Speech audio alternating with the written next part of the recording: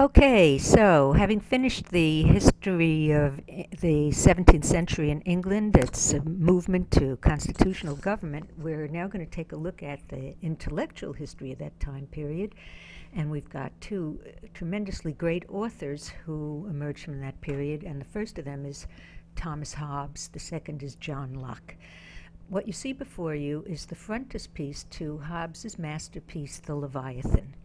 Now, a frontispiece is an illustration for his book that pretty much puts into visual form the ideas that are going to be expressed in a pretty complex, if short, volume about government.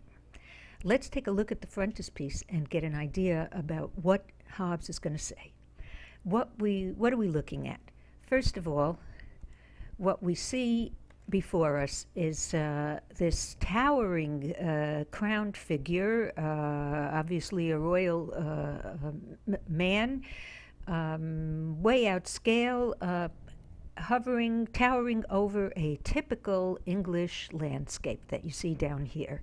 What you see are the fields where the English peasants, farmers, produce the food that feeds all of England, and very typical to the English landscape. Next, you see a town, a typical town in England, shops and streets, where others of English society, the English population, earn their living through commerce. You've got merchants, you've got artisans who sell their wares, and you've got customers, typical English people, who would be walking through the streets of the town, doing their errands and purchasing the goods that the merchants are selling, making the economy work.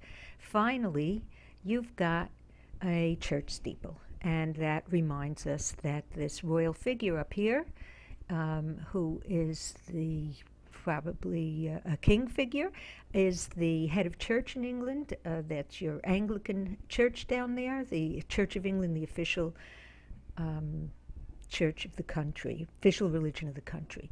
What is Thomas Hobbes saying with this illustration? Because the entire countryside down here at the bottom, is in perspective. Behind the large town right in front of us, you see right here one and another smaller town, to give you an idea that this is very typical of all England, this countryside. It's in sort of in scale, it's in perspective, but the image of the monarch up there is not in scale. He's enormous. He towers over the rest of the countryside. What can that possibly mean? First of all, I'd like to take a closer look at him. Let's take a look at what's going on in his hands. In his right hand, you see the sword of state, and that stands for the secular power that any monarch has, certainly to decide on matters of war and peace, to declare war, also to use force to keep law and order in the country so that that town life and country life can proceed without thieves, looters, and so forth, and that England has an orderly society. On the other side, you have a staff which is called a crozier, and that is generally held by a religious figure. In centuries past in England, you would see that being held by a bishop. You might see it being held by the Pope.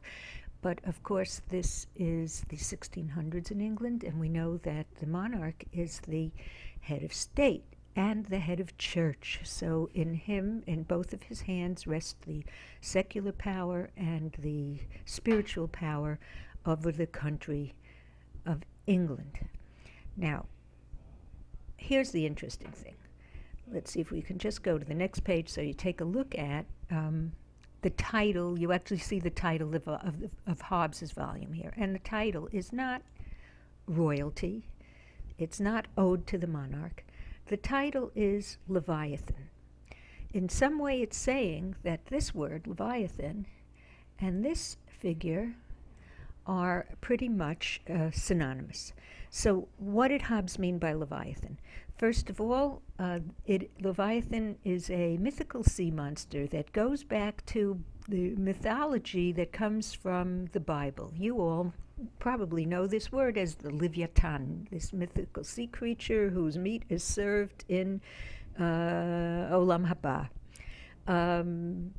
But here, Leviathan symbolizes a power inherent in the world, created with the world, a sea monster which exists to protect humanity, not so much from outside armies or outside threats, but to protect humanity from itself, to protect people from themselves, so that it attempts to hold down their baser instincts, what you could call their passions, their greedy desires, their envy, the kind of things that they feel that would take away from their ability to reason.